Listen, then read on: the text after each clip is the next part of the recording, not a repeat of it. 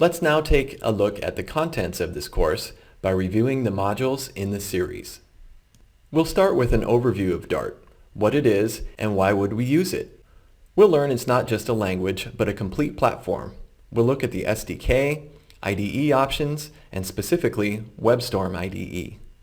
We'll then move into the basics of Dart, its object orientation, use of classes in Dart, and Dart's types, functions, and operators.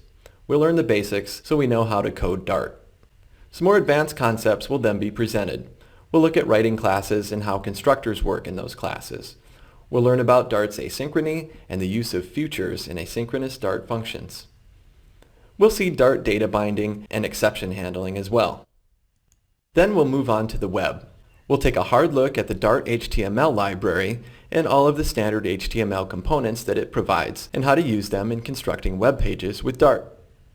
The next module takes us to the next level, kicks us up a notch. We'll have an overview of web components, what they are and why we want to use them, and how they can be used in Dart. This will provide us with the understanding we'll need to tackle the next module, Polymer in Dart. Polymer is an open-source implementation of the web component pseudospec, and Polymer Dart is the Dart port which we'll use to build next-generation web documents with Dart. We'll look at Polymer Dart's regular elements and also its paper elements, which are built on Google's material design spec.